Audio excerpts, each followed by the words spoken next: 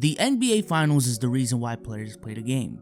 It is the biggest stage to show that you are one of the NBA's best talents.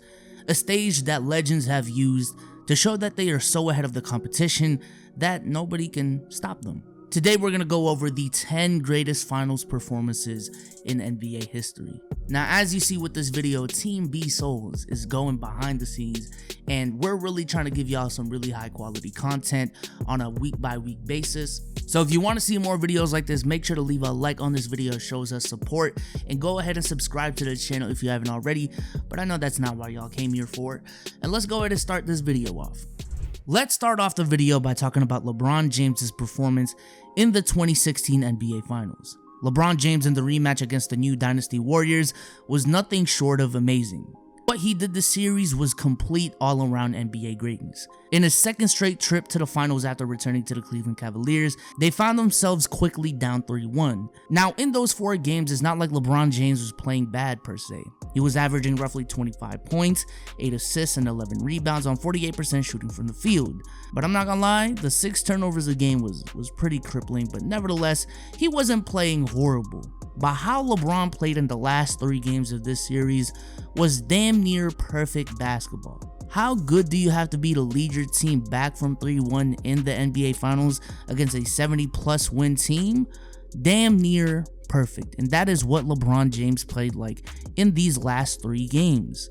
LeBron averaged 36.3 points, 11.7 rebounds, and 9.7 assists over those last 3 games, while simultaneously lowering his turnovers from closer to 6 a game in the first 4 games to 2.7 a game. In back-to-back games, those games being Game 5 and Game 6, LeBron James had 41 points in each of those games on some ridiculous efficiency. In Game 7, he had a 27-point triple-double, and even though the game was more slowed down and not as high scoring as the last couple of games, LeBron James made the crucial plays. One might say the play of the decade in the 4th quarter of this game, as he had that ridiculous block on Andre Iguodala. He was nothing short of special, as he arguably led the greatest comeback in NBA history and dominated a team who thought they had their opponents figured out. For the whole series, he averaged roughly 30 points a game, 11 rebounds and 9 assists for the series, along with 2.6 steals and 2.3 blocks. He led in every major statistical category in the NBA Finals and was the first player to ever do so. And by the end of it, brought a championship to a city that hasn't won anything for over 50 years. Michael Jordan in the 1993 NBA Finals was completely out of this world. While yes, this was not a thriller of a series that went to a Game 7 like the 2016 NBA Finals, when it came to pure dominance, Michael Jordan may have had the most dominant series of all time. Jordan for the series played 45.7 minutes per game. Let me just repeat that. He averaged roughly 46 minutes a game. And in those minutes averaged 41 points, 8.5 rebounds, and 6.3 assists with only 2.7 turnovers a game. Games 3 through 5 were the most impressive out of the stretch, with MJ scoring 44, 55, and 41 in those games respectively. While yes, Jordan did statistically and individually dominate these games, I do want to give some quick credit to the Phoenix Suns. While yes, the series did not go to a Game 7, every single game was within a 10-point margin, 5 of those 6 games being within an 8-point margin. As a matter of fact, the Bulls only won Game 6 by a mere 1 point. So to say that Jordan just dominated a weak team and cruised to his 3rd straight championship would be completely wrong. However, even given that context, that still doesn't take away from how dominant Jordan was in this series. The 41 points per game he averaged in these finals is still an NBA Finals record, and is again a testament to how good he was in this series.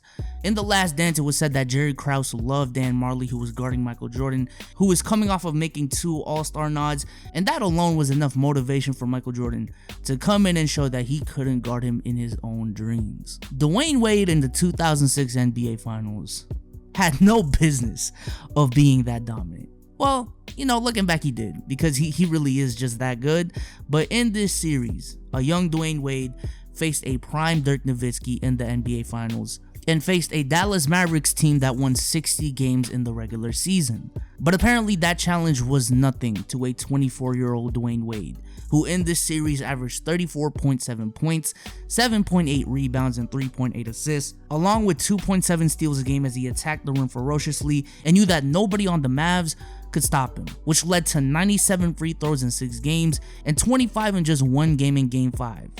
That's ridiculous. Now, some might say that those free throws point to the fact that this series might have been rigged, but that's another video for another day. In Game 3, Dwayne Wade, with 6.5 minutes left in the game, scored 12 points and forced the game into overtime and ended the game with 42 points and single-handedly beat the Dallas Mavericks to start a historic run. He also shot 50% from the field and was the 4th player to score over 35 points per game in 4 consecutive finals games, joining Michael Jordan, Rick Barry, and Elgin Baylor. This was just a pure display of domination from the young star that cemented his greatness early on in his career. Shaq in 2000, man. Shaq in 2000 was crazy. Shaquille O'Neal in the finals averaged 38 points, 16 rebounds, and 2 blocks on 61% shooting from the field. Honestly, it won't take us too long. Let's go ahead and talk about what Shaq did on a game-by-game basis, because this is gonna be pretty fun. The first game of the series set the series off with Shaq putting up 43 points and 19 rebounds, along with 4 assists and 3 blocks. Oh my god. He then followed that up with a 40-point and 24 rebound game. A 40-point and 24 rebound game. And then he followed that up with his worst game of the series by far, as he put up a mere 33 points and 13 rebounds in a loss. And then he bounced back the next game and put up 36 points and 21 rebounds. And then in Game 5, he just had a horrible game because he put up 35 points and 11 rebounds in a loss. Wow, what a underperformance. But then in the closeout game, Shaquille O'Neal put up a monstrous 41 points, 12 rebounds, and 4 blocks to win his first of 4 NBA championships in his career. Talk about pure dominance. We're talking about a guy that was crushing the rim with thunderous dunk after thunderous dunk, and also showing off his post game with the left hooks, the right hooks, and with crazy spin moves, catching lobs. He showed off his incredible speed and athleticism along with his great hands this series for the world to see and to show that he was the driving force of one of the best teams in the league that was going to become a dynasty in the forthcoming future. Tim Duncan in 2003 had arguably the most slept on finals run of all time. It's just no one ever talks about it. For some reason, there is this idea that the Lakers three-peated and then immediately the year after, they just lost to the Pistons and broke up. But the reality of what happened was that the Lakers three-peated, Tim Duncan and the Spurs eliminated them in the second round the year after, and Tim Duncan not only went on to win the NBA championship, but also had one of the most dominant performances in finals history. In the NBA Finals, Tim Duncan dominated both ends of the floor, averaging 24 points, 17 rebounds with an impressive 5.3 assists per game, and with Tim Duncan being the great two-way player that he was, averaged 5 blocks per game in the finals as well. As a matter of fact, there are videos on YouTube that quite literally try to make the case that Tim Duncan was robbed of a quadruple double in Game 6. Because in Game 6, according to what the box score says, he put up 21 points, 20 rebounds, 10 assists, and 8 blocks. However, if you look back on the footage, apparently there is a case that Tim Duncan actually recorded 10 blocks. Therefore, his stat line should have been 21 points, 20 rebounds, 10 assists, and 10 blocks. Regardless though, Tim Duncan putting up that stat line is already insane as it is.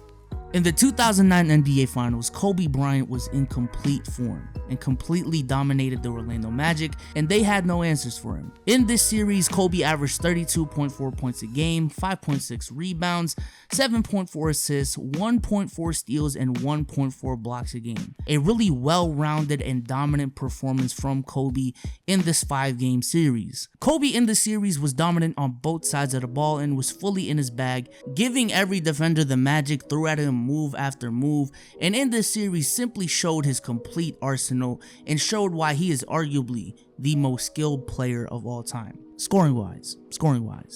And he didn't take too long in this series to tell the Magic that he didn't come here to play.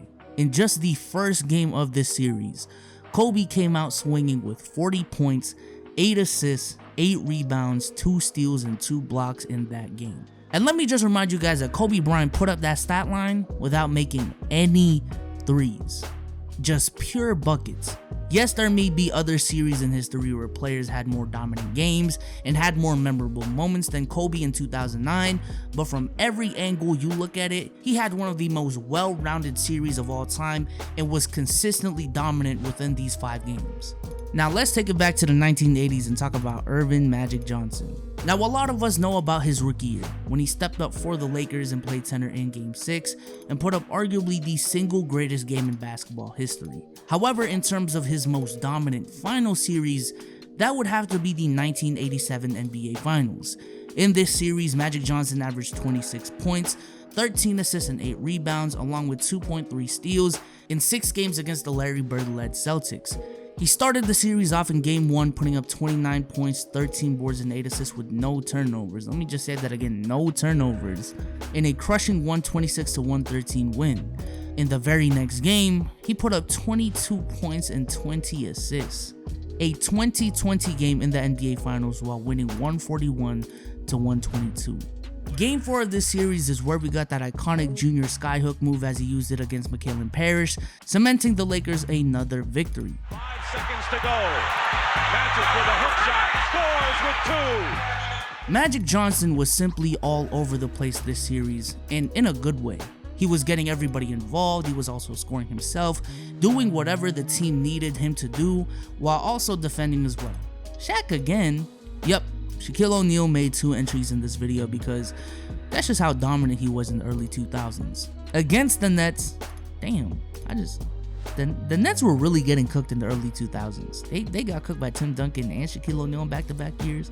But anyways, against the Nets, Shaq and the Lakers were able to complete the elusive three-peat, with Shaq also capturing his 3rd straight Finals MVP, averaging 36 points and 12 rebounds in this series while shooting damn near 60% from the field. Shaq put on a show for his hometown of New Jersey and demolished the New Jersey Nets, sweeping the hell out of them, as the Lakers would sweep them in a 4-game series, with Shaquille O'Neal setting the record at that time for the most points in a 4-game series at 145 points, which was held by Hakeem Olajuwon, who scored 131 in 1995, actually against Shaq himself while he was in Orlando. I mean, even just by watching the highlights, you can tell by the faces of the bigs who had to guard Shaq that, you know, they just had no chance, and he completely deserves all of his flowers for the dominance he put up in this series. Fun fact of the day, the NBA didn't start in the 1990s. It's been running for a long time. However, the Finals MVP actually wasn't a thing until the 1969 NBA Finals. Just by nature, it just seems right that the Finals MVP goes to the best player on the winning team. And as history has shown, that has been the case for the most part. But the very first series the award was introduced immediately challenged that notion.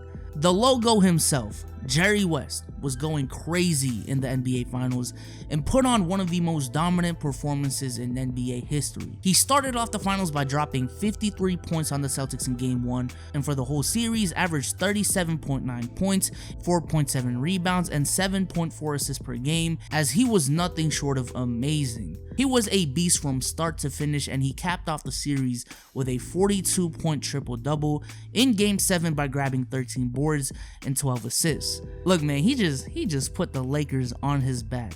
Now, Game 7 of this series actually came with a lot of controversy.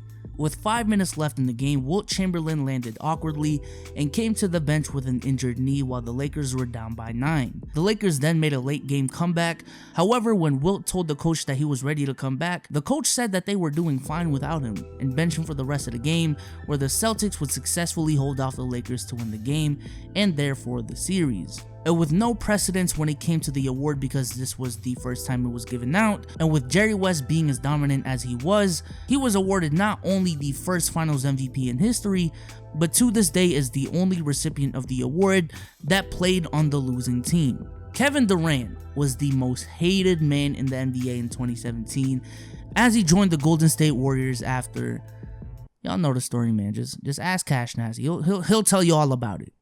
And we could say all we want and even provide context to the mismatch within this NBA Finals series, but if Shaq's performances are considered to be great enough to be on this list despite suspect competition, then KD's performance in 2017 also deserves a spot on this list as well.